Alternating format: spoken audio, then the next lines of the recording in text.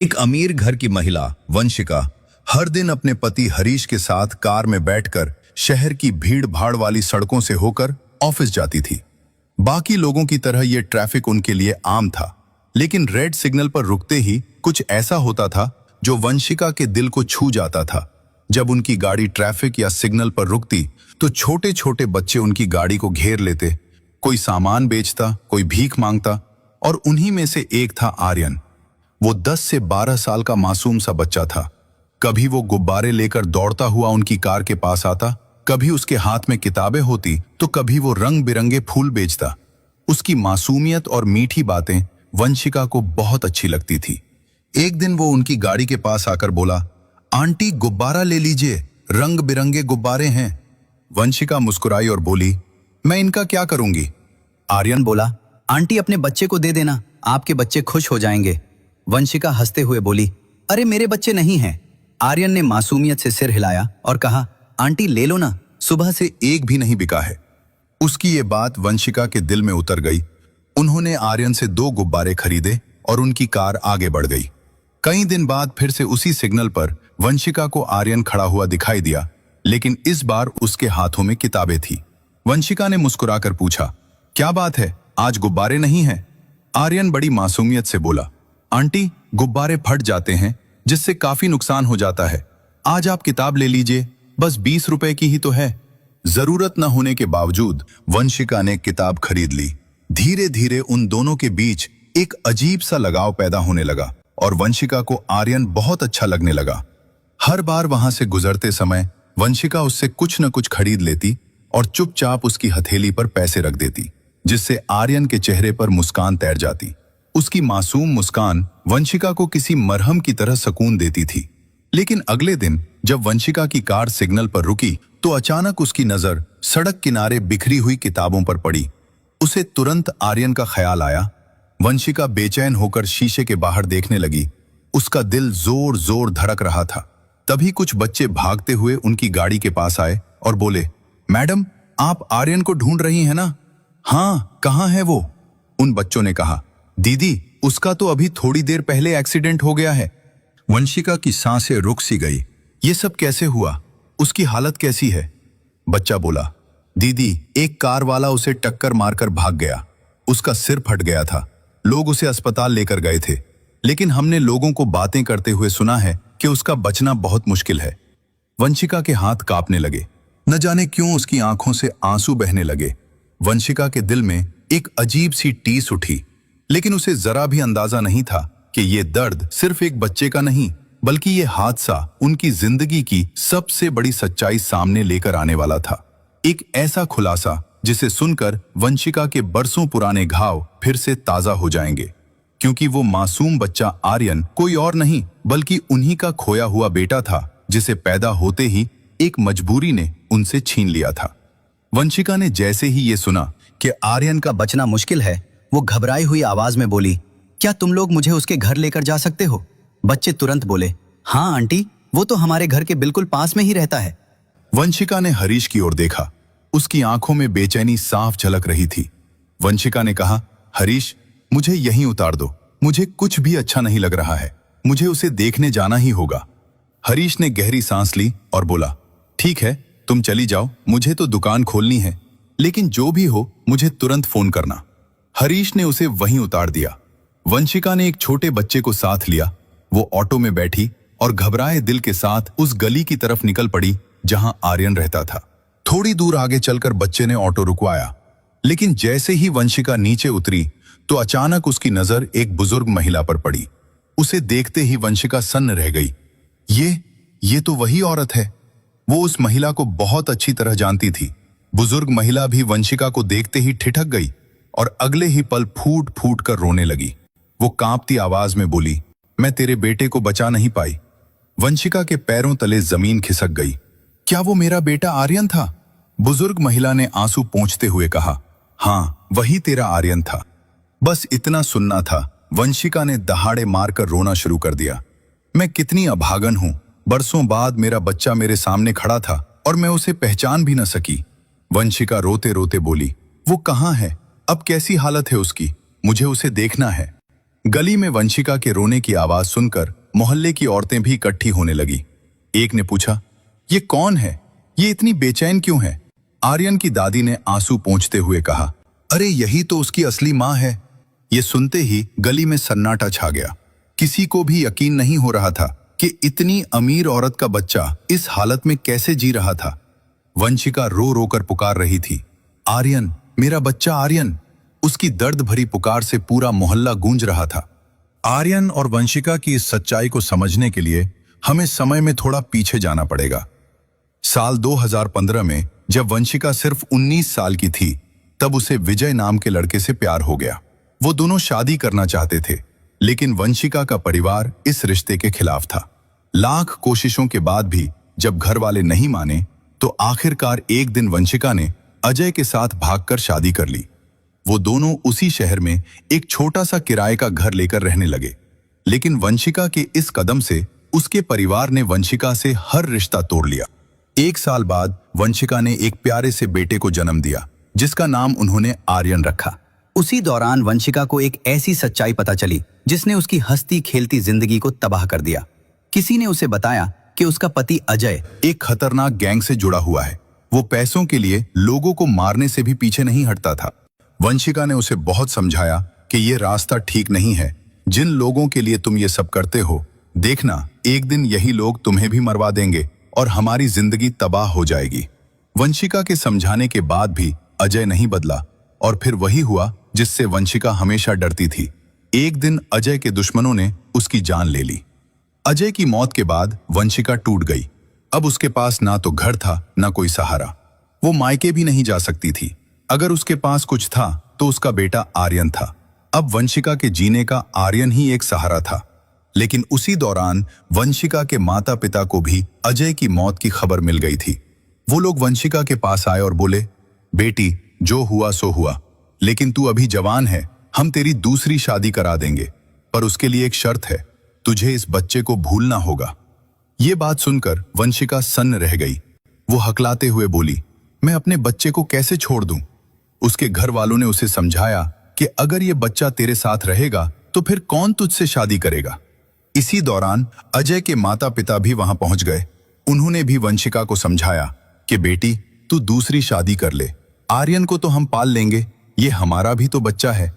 बहुत सोचने समझने के बाद नम आंखों से वंशिका ने अपना मासूम आर्यन उसके दादा दादी को सौंप दिया और अपने माता पिता के साथ चली गई। वंशिका के माता पिता ने अपनी बेटी के अतीत को भुलाने के लिए हरीश नाम के लड़के से उसका रिश्ता तय कर दिया। लड़का अच्छा और संस्कारी था, इसलिए कुछ मुलाकातों और बातचीत के बाद परिवार वालों ने हरीश और वंशिका का रिश्ता तय कर दिया। लेकिन इस रिश्ते की नींव एक बहुत बड़ी सच्चाई को छिपा कर रखी गई थी। हरीश से वंशिका का अतीत छिपाया गया। उसे बताया गया था कि वंशिका अविवाहित है। कुछ दिनों बाद उन दोनों की धूमधाम से शादी हो गई। शादी के बाद वंशिका मुंबई आ गई। हरीश मुंबई में ही रहता था। वंशिका की सुंदरता और उसकी शालीनता से वो इतना प्रभावित हुआ था कि शादी के बाद वो हर किसी से यही कहता था, मैंने दुनिया की सबसे अच्छी लड़की से शादी की है। हरीश की हिल रोड मार्केट में मोबाइल की बड़ी दुकान थी, जिसे चलाने के लिए कर्मचारी रखे हुए थे। उसका काम इतना अच्छा चलता था कि घर में कभी पैसों की कमी महसूस नहीं होती थी। धीरे धीरे वंशिका भी दुकान पर उसका हाथ बटाने लगी। वो दोनों साथ में काम करते, एक साथ बैठकर चाय पीते। वंशिका हरीश के साथ हंसी खुशी जिंदगी गुजार रही थी। लेकिन किस्मत का खेल देखिए, जब वंशिका की दुनिया संभल ही रही थी, तभी अचानक उसके छोड़े हुए बच्चे आर्यन की जिंदगी में फिर से तूफान आ गया। उन दिनों आर्यन के दादा का अचानक देहांत हो गया। उनके जाते ही घर के हालात खराब होने लगे। आर्यन की चाची रोज झगड़ा करने लगी और ताने मारने लगी कि इस बच्चे की माँ तो इसे छोड़कर भाग गई है, अब हम ही क्यों पालें? इसे अनाथ आश्रम दे दो, कुछ तो बोझ कम होगा। लेकिन आर्यन की दादी किसी चट्टान की तरह अडिग थी। वो कहती थी, ये तो मेरा अजय है, ये मेरे बेटे की आखिरी निशानी है, मैं इसे कहीं नहीं जाने दूंगी। आर्यन को लेकर रोज रोज झगड़ा होने लगा। एक दिन आर्यन की बड़ी बुआ वहां आई। उन्होंने देखा परिवार में हर तरफ तनाव ही तनाव है। बुआ ने दादी से कहा, माँ जी, अगर घर में इतना झगड़ा हो रहा है तो आप आर्यन को मुझे दे दो। मेरे 2 बेटे हैं, मैं इसे भी अपने साथ मुंबई ले जाऊंगी। दादी ने तुरंत ना में सिर हिलाया और कहा, नहीं, मैं किसी पर भरोसा नहीं कर सकती। जब तक मैं जिंदा हूं ये मेरे साथ ही रहेगा, बुआ ने समझाया। कि ठीक है माँ जी, आप भी मेरे साथ चलिए। इस तरह आर्यन अपनी दादी के साथ मुंबई आ गया। समय बीतता गया। आर्यन अब 10 साल का हो चुका था। वो थोड़ा शरारती हो गया था और दुनिया को अपने ढंग से समझने की कोशिश कर रहा था।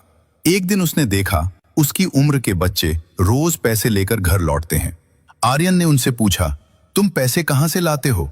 बच्चों ने हंसते हुए कहा, हम मुंबई की सड़कों पर रेड सिग्नल से गुजरने वाली गाड़ियों के पास जाते हैं और लोगों से मांग लेते हैं। आर्यन के मन में भी पैसे कमाने की इच्छा हुई। वो बोला, कल मैं भी तुम्हारे साथ चलूंगा। लेकिन उसकी दादी ने उसे सख्ती से मना कर दिया कि बेटा, भीख मांगना बहुत बुरी बात है। आर्यन ने नटखट मुस्कान के साथ कहा, दादी मैं भीख थोड़े ही मांगूंगा, मैं तो गुब्बारे बेचूंगा। दादी चाहकर भी उसे रोक न सकी और यूं आर्यन ने कुछ गुब्बारे खरीदे और रेड सिग्नल पर बेचने जाने लगा। कभी फूल, कभी गुब्बारे, कभी किताबें, जो भी उसे सही लगता वो उसी को बेच देता। लेकिन उसी दौरान अनजानी राहों से उसकी असली मां वंशिका उसकी जिंदगी में आ चुकी थी। वो दोनों रोज एक दूसरे के सामने होते थे। वंशिका के दिल में उसे देखते ही ममता उमड़ पड़ती थी, लेकिन वो इसे इत्तेफाक समझती रही। वो दोनों पास होकर भी एक दूसरे से अनजान थे। वंशिका मन ही मन अपने बेटे को हर रोज याद करती थी, लेकिन उसके माता पिता ने उसे सख्ती से मना कर रखा था कि कभी गलती से भी आर्यन का नाम मत लेना, क्योंकि अगर किसी को पता चल गया तो तेरी जिंदगी खराब हो जाएगी। इसलिए वो चुप रहती थी, अपने आंसुओं को छुपाती थी और अगर वो कभी मायके जाती तो बस उसे इतना ही पता चलता था कि आर्यन अपनी बुआ के साथ मुंबई चला गया है। कितना अजीब इत्तेफाक था। माँ और बेटा एक ही शहर में थे, एक ही सड़क पर खड़े थे और एक दूसरे के साथ बातें भी करते थे, लेकिन यादें बहुत धुंधली हो चुकी थी। वंशिका ने कई बार उससे नाम पूछा था, उसके घर वालों के बारे में भी पूछा था और आर्यन ने उसे बताया था कि मैं अपनी दादी के साथ रहता हूं, मगर वो ये नहीं जानती थी कि ये दादी वही हैं जिन्होंने उसके बेटे को पाल पोस कर बड़ा किया था। लेकिन आज वंशिका जब आर्यन को तलाश करते हुए उसके घर पहुंची और दादी को सामने खड़े देखा तो उसकी आंखें खुली की खुली रह गई और बरसों पुरानी यादें फिर से ताजा हो गईं। उसके दिल में ममता की टीस उठी। क्या सच में वो मेरा बेटा आर्यन था? दादी ने कांपती आवाज में कहा, हाँ बेटी, यही तेरा आर्यन है, लेकिन आज उसका एक्सीडेंट हो गया है। वंशिका चीख पड़ी, कहाँ है वो? मुझे अभी उसे देखने जाना है। दादी ने बताया कि उसे अस्पताल लेकर गए हैं। उसकी बुआ भी उसकी हालत के बारे में कुछ नहीं जानती। उन्हें बस इतना ही पता चला था कि उसे बहुत गंभीर चोटें आई हैं। पास खड़ी औरतों में से एक ने उसका हाथ पकड़ा और बोली, चल बहन, हम तुझे अस्पताल लेकर चलते हैं। वंशिका तुरंत उनके साथ चल पड़ी। जैसे ही वंशिका अस्पताल पहुंची तो आर्यन की बुआ उसे देखते ही फूट फूट कर रोने लगी। उन्होंने बताया, डॉक्टर कह रहे हैं कि आर्यन के बचने की उम्मीद बहुत कम है। वंशिका कांपती हुई आवाज में बोली, ऐसा मत कहिए, दुआ कीजिए कि वो मुझे छोड़कर ना जाए। इसी तरह 6 घंटे बीत गए। वंशिका को हर मिनट किसी पहाड़ की तरह भारी लग रहा था। आईसीयू का दरवाजा बंद था। अंदर आर्यन जिंदगी के लिए जंग लड़ रहा था। इसी बीच वंशिका का फोन लगातार बज रहा था। उसका पति हरीश काफी देर से फोन कर रहा था। आखिरकार वंशिका ने फोन उठाया और कांपती आवाज में कहा, हरीश, उस बच्चे के बचने की कोई उम्मीद नहीं है, मुझे माफ करना, मैं आज नहीं आ पाऊंगी। हरीश हैरान था। उसने पूछा, क्या तुम अस्पताल पहुंच गई हो? और ये कैसी बात कर रही हो तुम? उसके माँ बाप है ना वहां पर, वो लोग सब संभाल लेंगे। अब वंशिका उसे कैसे बताती कि जिस लड़के को वो पराया समझ रहा है वो वंशिका का अपना बेटा है, जिसे उसने आज तक दुनिया से छुपाए रखा था। उसने बस इतना कहा, हरीश, मैं अभी फोन पर बात नहीं कर सकती। इसके बाद वंशिका ने फोन बंद कर दिया। कुछ देर बाद एक डॉक्टर बाहर आया। उसके चेहरे से थकान और चिंता झलक रही थी। वंशिका ने डॉक्टर से पूछा, डॉक्टर साहब, मेरा बेटा कैसा है अब? डॉक्टर ने कहा, अगर मरीज को 72 घंटे में होश आ गया तो वो धीरे धीरे ठीक हो सकता है, वरना कुछ कहना मुश्किल है। वो 3 दिन वंशिका के लिए 3 साल के बराबर थे। और फिर तीसरे दिन शाम को डॉक्टर ने मुस्कुराते हुए कहा, लड़के को होश आ गया है, अब आप लोग मिल सकते हैं। ये खबर सुनते ही वो सब एक दूसरे को गले लगाकर रो पड़े। वंशिका दौड़ती हुई अंदर गई। आर्यन की आंखें आधी खुली थीं। वो धीमी आवाज में बोला, आंटी, आप आ गई। 'वंशिका ने उसे प्यार भरी नजरों से देखा। वो उसके सिर पर हाथ फेरते हुए बोली, बेटा, मैं आंटी नहीं हूँ, मैं तुम्हारी माँ हूँ। उसने आर्यन को सीने से लगा लिया और बरसों का दर्द, इंतजार और प्यार सब आंसुओं में बह गया। डॉक्टर ने वंशिका को समझाया कि बच्चे के साथ ज्यादा बात न करे, इसे अभी आराम करने दो। पिछले 3 दिनों से वंशिका ने हरीश को फोन नहीं किया था, उसका मोबाइल भी बंद था। उधर हरीश वंशिका की चिंता में परेशान था। आखिर वो भी आर्यन के घर पहुंच गया और वहां हरीश को वंशिका की असल सच्चाई का पता चल गया। वो तुरंत अस्पताल पहुंचा। उसने गुस्से से बोला, तुम लोगों ने मेरे साथ धोखा किया है, आज से हमारा रिश्ता यहीं पर खत्म होता है। वंशिका चुपचाप सब सुनती रही। भला उसके पास अब बचा ही क्या था सिवाय आर्यन के। और अब वंशिका आर्यन को दोबारा नहीं खोना चाहती थी। 1 हफ्ते बाद आर्यन घर आ गया। वंशिका उसकी देखभाल करती रही। जब उसने हरीश को फोन किया तो उसने फोन ही नहीं उठाया। लेकिन 10 दिन बाद अचानक हरीश अपने घर वालों के साथ आर्यन के घर पहुंचा। वंशिका उन्हें देखकर रो पड़ी। उसकी सास ने उसे गले लगाया और बोली, बेटी मत रो, चलो घर चलते हैं। ये सुनते ही वंशिका घबराकर पीछे हट गई। मैं अपने बेटे को छोड़कर कहीं नहीं जाऊंगी।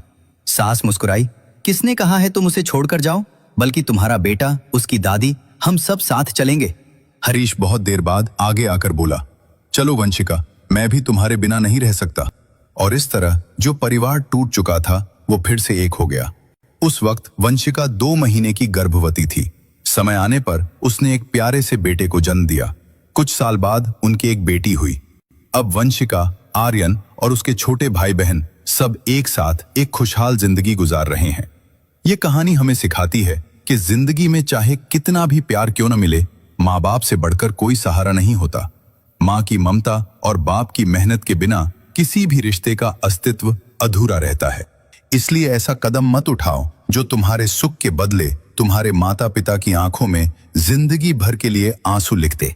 दोस्तों, अगर कहानी पसंद आई हो तो इसे लाइक और शेयर करें।